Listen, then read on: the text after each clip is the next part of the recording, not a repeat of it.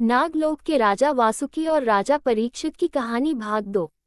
नागलोक में सारी स्वागत क्रियाएं संपन्न होने के बाद राजा बासिक राजकुमारी निहालदे के सामने एक भिक्षुक की भांति धरती पर बैठ गए और हाथ जोड़कर कहने लगे, पुत्री, अनजाने में हमसे बड़ी गलती हुई है, जिसकी हमें बहुत भयंकर सजा मिल रही है। कृपा अब हमारी गलतियों को क्षमा कर दो पुत्री, और हमें इस रोग से निजात दिलाने में हमारी सहायता करो। अब हमसे यह असहनीय पीड़ा बर्दाश्त नहीं होती। पिता कितना भी क्रूर व बर्बर क्यों ना हो, किंतु राजकुमारी निहालदे एक साफ और निर्मल हृदय की स्त्री थी। अपने पिता को इस हाल में देखकर उसके आंसू बहने लगे। उससे अपने पिता का गलता हुआ शरीर और उससे उत्पन्न होने वाली असहनीय पीड़ा देखी ना गई, तो उसने अपने पिता को इस रोग से निजात दिलाने के लिए हर कठिन से कठिन कार्य को करने की ठानी। निहालदे, पिताजी, आप निसंकोच होकर बोलिए, मैं आपको इस पीड़ा से निजात दिलाने के लिए विकट से विकट परिस्थितियों से टकरा सकती हूँ।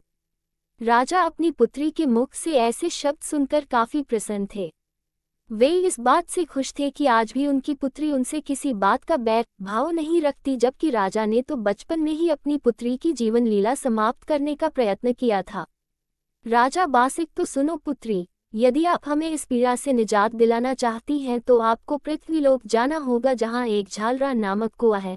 वहां से एक पानी की मटकी लाकर हमें नहला दो तो हमारी सारी पीड़ा समाप्त हो जाएगी। किंतु पुत्री, यह कार्य आपको बहुत ही समझदारी और चालाकी से करना होगा, क्योंकि पृथ्वीलोक पर ऐसे कई मानव हैं जो हमारे दुश्मन बने बैठे हैं, और अपनी दुश्मनी निकालने के लिए वे किसी भी हद तक जा सकते हैं। इसीलिए इस बात का विशेष ध्यान रखना कि किसी भी मनुष्य के संपर्क में मत आना, और यदि आपसे कोई जबरदस्ती करने की कोशिश करे तो यह मत भूलना कि आप एक नागन्या है, उसे डसकर उसकी जीवन लीला वहीं समाप्त कर देना। निहालदे, आखिर क्यों पिताजी, मनुष्य हमसे दुश्मनी का बैर क्यों रखते हैं? राजा बासिक, पुत्री, बात उस वक्त की है जब आपने जन्म भी नहीं लिया था।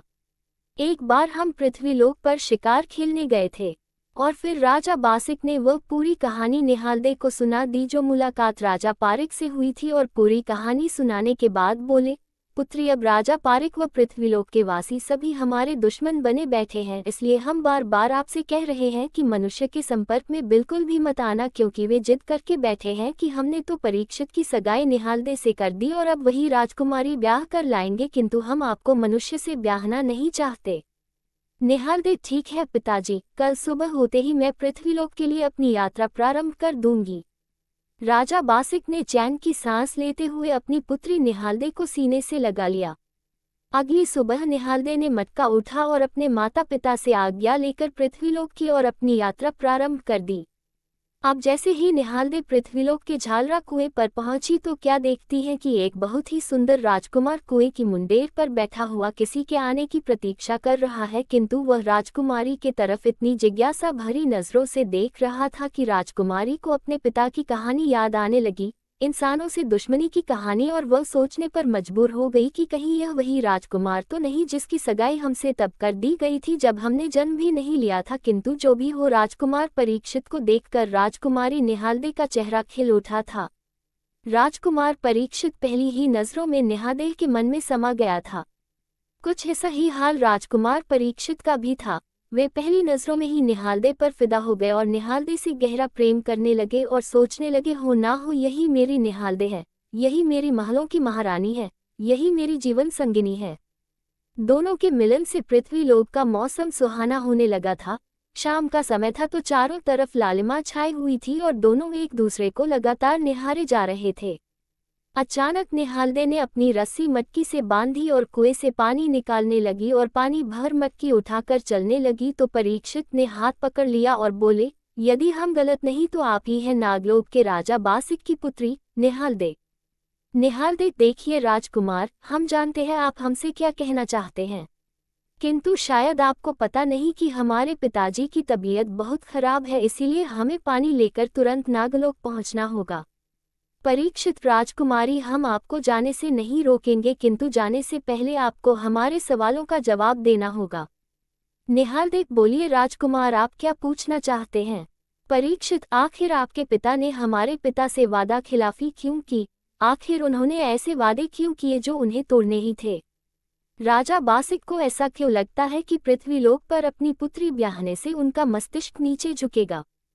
हम नहीं जानते आपके पिताजी ने हमारे साथ वादा खिलाफी क्यों की, किंतु हम अपनी बात पर अड़िग हैं और हम पृथ्वीलोक के लोगों को ये कहने का मौका कभी नहीं देंगे कि राजा पारिक व राजकुमार परीक्षित नागलोक से डर गए, इसीलिए राजकुमारी निहालदे को ब्याह ना सके। इसीलिए राजकुमारी कृपा हमारे साथ चलने का निर्णय ले, हम आपको पलकों पर बैठा कर रखेंगे।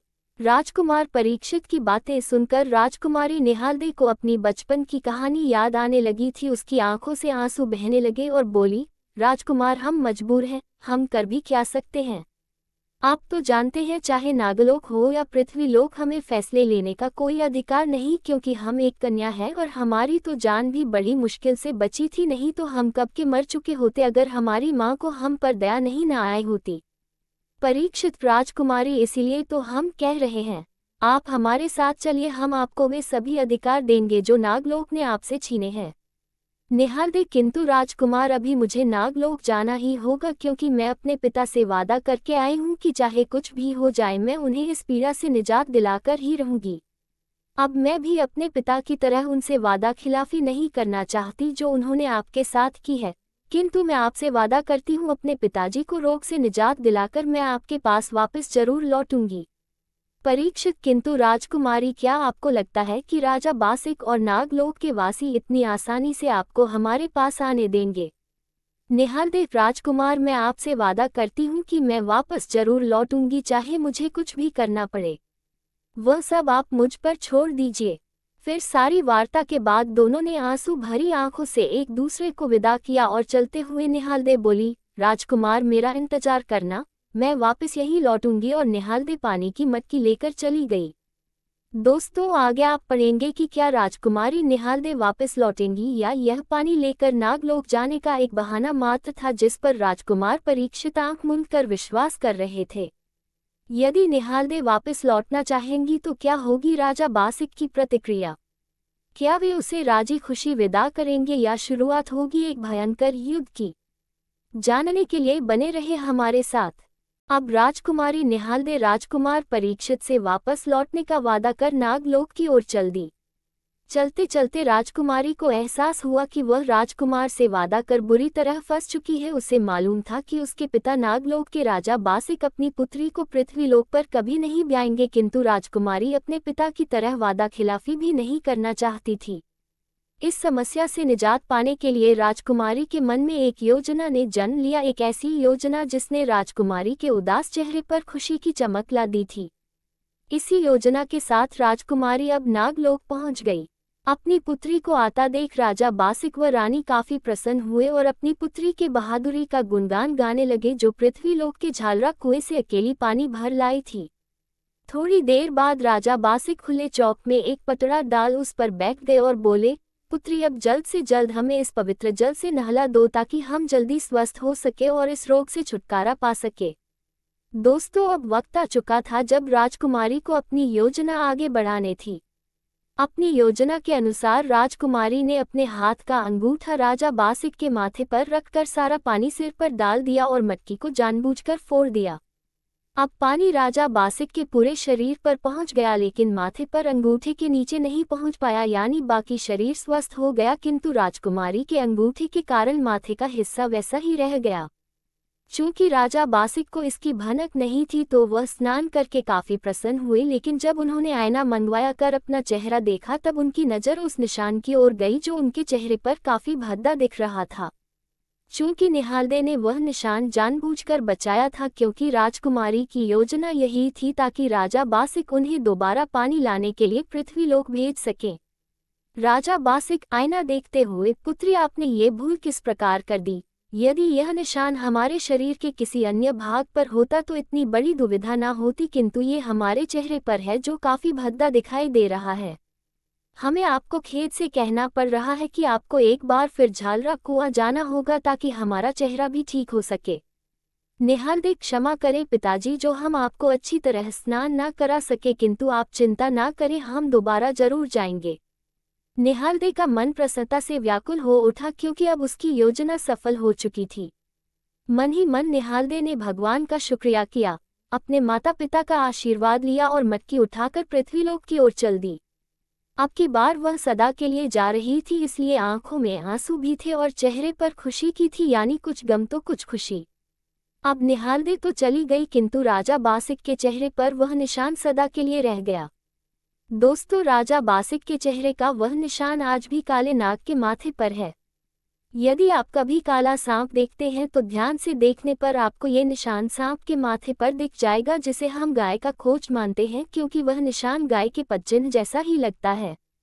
जैसे ही राजकुमारी निहालदे झालरा कुआं पर पहुंची तो देखती है कि राजकुमार परीक्षित पहले से ही वहां बैठकर राजकुमारी का इंतजार कर रहे थे। राजकुमार परीक्षित ने जैसे ही निहालदे को देखा तो उनका मन प्रसन्नता से व्याकुल हो उठा और एक खुशी की लहर पूरे शरीर में दौड़ पड़ी। दोनों ने दौड़कर एक दूसरे को गले से लगा लिया। निहालदे आंखों में आंसू लाते हुए, राजकुमार, मैं आपके लिए अपना सब कुछ छोड़ आई हूँ, अब आप मुझे जहाँ लेकर चलेंगे मैं आपके साथ वहीं चलने के लिए तैयार हूँ। राजकुमार परीक्षित निहालदे को लेकर अपने महल में आ गए, जहाँ खूब जोरों शोरों से उनका स्वागत किया गया। राजा पारिक भी अपनी पुत्रवधू को देखकर काफी प्रसन्न हुए। पृथ्वीलोक का हर प्राणी काफी प्रसन्नता था, मानो उन्होंने नागलोक से राजकुमारी छीन ली हो। वहां दूसरी तरफ राजा बासिक को इंतजार करते हुए सारा दिन बीत गई। धीरे धीरे रात होने लगी। अब राजा को एक गहरी चिंता सताने लगी थी, आखिर क्या हुआ होगा हमारी पुत्री के साथ। एक अनजान भय से राजा काम पर रहे थे। यही हाल रानी का भी था, वह भी इसी चिंता में डूबे जा रही थी कि हमारी पुत्री आखिर अभी तक क्यों नहीं लौटी। परिणाम ये हुआ कि राजा व रानी ने सारी रात करवटें बदल बदल कर बिताई। सुबह होते ही राजा ने अपने सभी दूतों को दरबार में तुरंत एकत्रित होने का आदेश दिया और उन्हें झालरा कुआं जाकर राजकुमारी के साथ घटित घटना का पता लगाने का आदेश दिया। सभा समाप्त होने के बाद सर्वश्रेष्ठ दूतों को झालरा कुआं भेज दिया गया।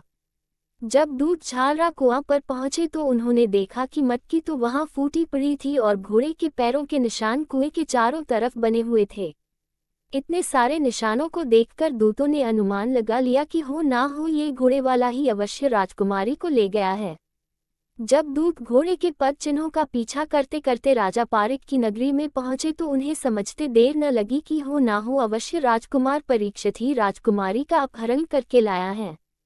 घटना का पूरा विवरण लेने के बाद दूत तुरंत नागलोक की ओर चल दिए। नागलोक में राजा बासिक दूतों का बड़ी ही बेसब्री से इंतजार कर रहे थे। जैसे ही राजा ने दूतों को देखा तो लपक कर उनके पास आकर कहने लगे, जल्दी बताओ क्या समाचार लेकर आए हो। जब दूतों ने राजा बासिक को घटना का पूरा विवरण सुनाया तो ये सुनकर राजा को चक्कर आने लगे और बोले, आखिर वही हुआ जिसका हमें डर था। राजा बासिक, हमारी राजकुमारी को राजकुमार परीक्षित ले गया है, किंतु हम चुपचाप नहीं बैठेंगे। हम अपने विष से राजा पारिक की नगरी को समाप्त कर देंगे। हम अपने सांपों का एक ऐसा जखीरा पृथ्वीलोक पर भेजेंगे जिससे राजा पारिक की रूह कांप जाएगी और उसे हमारे कदमों में गिरने पर मजबूर कर देगी। राजा बासिक ने नागलोक के सभी शक्तिशाली नाग योद्धाओं को तुरंत दरबार में हाजिर होने का हुक्म दिया। महाराज का हुक्म सुनते ही सभी नाग योद्धा दरबार में एकत्रित हो गए। राजा बासिक ने 7 पान का बीड़ा सभा के बीच में डाल दिया और बोले, जो भी योद्धा हमारे दुश्मन को परास्त कर हमारी राजकुमारी को सुरक्षित हमारे पास ले आएगा वह इस 7 पान के बीड़े को खाए। लेकिन 7 पान के बीड़े को खाने की किसी नाग योद्धा की हिम्मत नहीं हो रही थी। आखिर बीड़े का पान कुम्हलाने लगे थे। योद्धाओं का ये हाल देखकर राजा बासिक आग बबूला हो गए और बोले, आखिर भूरिया तुझे क्या हुआ है? क्या तेरी भुजाओं में वह पहले जैसा बल नहीं रहा? क्या तेरे शरीर से सारा विष सूख चुका है? क्या तू भूल गया कि तूने बड़े से बड़े योद्धाओं को परास्त किया है? चूंकि भूरिया नाग समग्र नागों में सबसे शक्तिशाली था और नाग योद्धाओं में सबसे बड़ा नाम भूरिया का ही था, इसलिए अपने बारे में ऐसी जली कटी बात सुनकर भूरिया को गुस्सा आ गया और वह क्रोध में खड़े होकर पान का बीड़ा चबा गया और बोला, महाराज आप चिंता ना करें, मैं राजा पारिक के पूरे खानदान को ही यमलोक पहुंचा दूंगा और राजकुमारी को सही सलामत वापस लेकर आऊंगा। ये कहकर भूरिया नाग राजा बासिक को परिणाम करके पृथ्वीलोक की ओर चल दिया। दोस्तों, आगे आप पढ़ेंगे कि क्या भूरिया नाग राजा पारिक के सारे खानदान को मिटाने में सफल हो पाएगा? क्या वह निहालदे को पृथ्वीलोक से लाने में सफल हो पाएगा? आखिर क्या होगा जब भूरिया को पता लगेगा कि निहालदे को जबरदस्ती नहीं बल्कि वह स्वयं अपनी मर्जी से राजकुमार परीक्षित के साथ आए है। जानने के लिए बने रहे हमारे साथ। भूरिया नाग पृथ्वीलोक की एक लंबी यात्रा करते हुए राजा पारिक की नगरी में पहुंच गया और एक ब्राह्मण का भेष बनाकर बाजार व गलियों में भ्रमण कर नगरी का जायजा लेने लगा। नगरी को बारीकी से परखते वक्त भूरिया नाग ने महसूस किया नगरी के बाजारों में काफी चहल पहल थी। सभी लोग अपने रोजमर्रा के कार्यों में व्यस्त थे, कहने का मतलब सभी लोग खुश थे। ऐसा प्रतीत हो रहा था मानो इस नगरी में कोई दुख नाम की चीज ही ना हो। पारिक की नगरी की इस अवधारणा ने भूरिया नाग को काफी आकर्षित किया, लेकिन इन सबको एक तरफा रखते हुए भूरिया नाग अपने काम को अंजाम देने में जुट गया। अंजाम था राजा पारिक व उसके खानदान का खात्मा, इसीलिए वह अंधेरा होने का इंतजार करने लगा। थोड़ी देर बाद सूर्यास्त होने लगा और अंधेरे की काली छाया नगरी को चारों तरफ से घेरने लगी, किंतु इस बार काली छाया लेकर आई थी उन सब का खात्मा जिससे वे सब अभी अनजान थे। अंधेरा होने के बाद भूरिया नाग महल के पीछे गया और चारों तरफ देखकर तसल्ली की कि यह कार्य करते हुए उसे कोई देख तो नहीं रहा। फिर वह अपने असली रूप यानी नाग बनकर महल में प्रवेश कर गया। नाग के रूप में भूरिया ने सबसे पहले राजा पारिक के कक्ष में प्रवेश किया और राजा व रानी को ढांस लिया। फिर वह राजकुमार परीक्षित के कक्ष में गया और उन्हें भी ढांस लिया। उसके बाद भूरिया नाग हर उस कक्ष में गया जहां राजा का कोई करीबी रहता था और उन सभी को मौत के घाट उतार दिया। हालांकि भूरिया नाग को नहीं पता था कि राजकुमारी निहालदे स्वयं अपनी मर्जी से राजकुमार परीक्षित के साथ आई थी, इसीलिए वह राजकुमारी निहालदे के पास गया और बोला, पुत्री निहालदे, मैं उन सभी दुश्मनों को मौत के घाट उतार आया हूँ जो तुम्हारा जबरदस्ती अपहरण कर लाए थे। अब तुम सुरक्षित मेरे साथ नागलोक वापस चल सकती हो, वहाँ सब तुम्हारी प्रतीक्षा कर रहे हैं। अपने चाचा भूरिया नाग के मुख से ऐसा अशुभ समाचार सुनकर राजकुमारी निहालदे के हाथ पैर घबराहट के मारे फूलने लगे थे। वह जोर जोर से रोने लगी और रोते हुए बोली, अरे पापी, ये तूने क्या कर दिया? मेरी पूरी की पूरी गृहस्थी ही उजाड़ दी। कौन कहता है राजकुमार परीक्षित मुझे जबरदस्ती ले आए थे? मैं स्वयं अपनी मर्जी से उनके साथ आई थी। पापी, क्या तू यह नहीं जानता कि ससुराल से दुल्हन की केवल अर्थी ही निकल सकती है? इस अनर्थ के लिए मैं तुझे कभी भी क्षमा नहीं करूंगी। इतनी बात सुनकर भूरिया नाग बुरी तरह से घबरा गया और तुरंत नागलोक की ओर चल दिया। वहां निहाल देकर रोती रही। नागलोक पहुंचते ही वह सबसे पहले दरबार में गया, जहां राजा बासिक बड़ी बेचैनी से उसकी प्रतीक्षा कर रहे थे। भूरिया को दरबार में देखकर राजा बासिक के चेहरे पर खुशी की मुस्कान आ गई और बोले, भूरिया, हमारी पुत्री निहालदे कहाँ है? जल्दी बताओ, हमें बेचैनी सी हो रही है। अपनी ही भतीजी के मुख से ऐसे कटीले शब्द सुनकर भूरिया नाग का हृदय छल्ली हो चुका था। अपने निराश मन से वह बोला, महाराज, मैंने राजा पारिक और उसके सारे खानदान को मौत के घाट उतार दिया। किंतु फिर भूरिया ने नगरी में जो भी घटना घटी वह सारी राजा बासिक को सुना दी। भूरिया की सारी बातें सुनने के बाद राजा बासिक आग बबूला हो गए और बोले, यह क्या कह रहा है तू भूरिया? क्या वास्तव में हमारी पुत्री ने आने से इनकार कर दिया? भूरिया नाग, मुझे खेद है ये कहते हुए, किंतु यही सत्य है महाराज। ये सारी वार्ता सभा में बैठे पंडित भी सुन रहे थे, तो उनमें से एक ने कहा, महाराज, आपकी वार्ता में दखल देने के लिए क्षमा करें, किंतु मैं कुछ कहना चाहता हूँ। राजा बासिक, बोलिए पंडित जी, आप क्या कहना चाहते हैं? पंडित महाराज, मैं कहना चाहता हूँ कि भूरिया नाग ने वहाँ जो भी किया वह सब व्यर्थ है, इसका कोई फायदा नहीं होने वाला। राजा बासिक, व्यर्थ है? आप कहना क्या चाहते हो ब्राह्मण? पंडित महाराज, पृथ्वीलोक पर धनतर नाम का वैद्य है, जो सांप के काटे हुए को कभी नहीं मरने देता, केवल उसके देखने मात्र से ही घातक से घातक नाग का विष उतर जाता है। राजा बासिक, इसका मतलब वह वेद सबको पुनर्जीवित कर देगा। पूरे दरबार में सन्नाटा सा छा गया। नागलोक, जहां राजा पारिक व राजकुमार परीक्षित की मृत्यु की खुशखबरी मनाई जानी थी, केवल धनतर वैद्य के नाम से ही उन सबके होश उड़ चुके थे।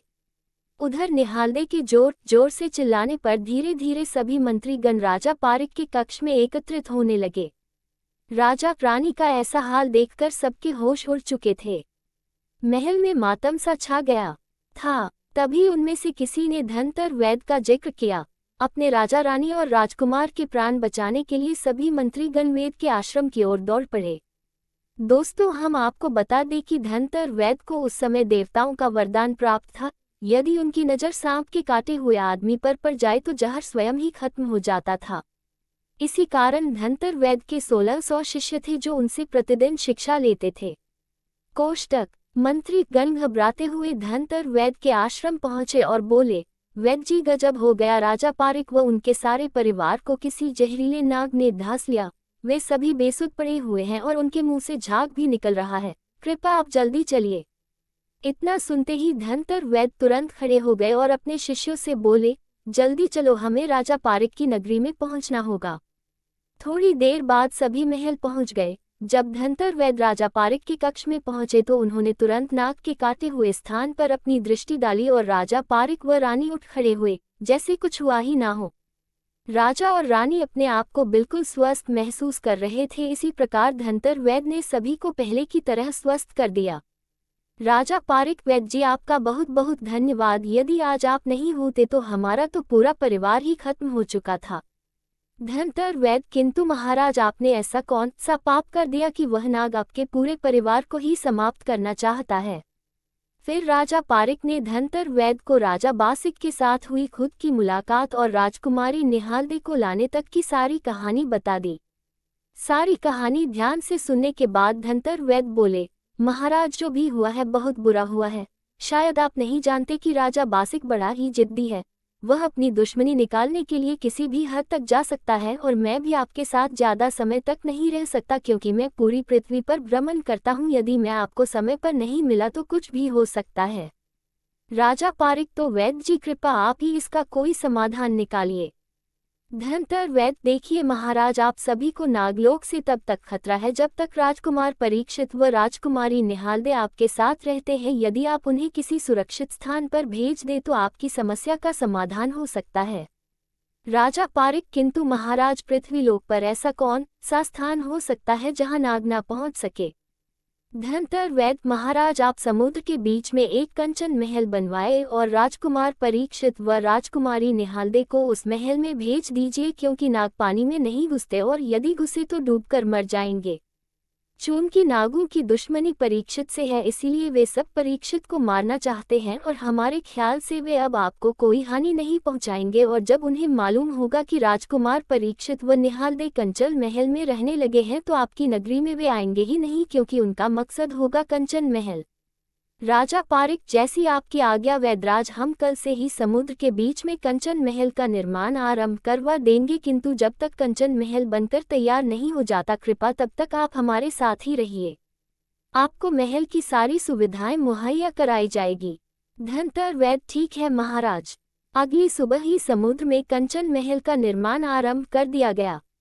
जब महल बनकर तैयार हो गया तो राजकुमार परीक्षित और निहालदे को कंचन महल में रहने के लिए भेज दिया गया।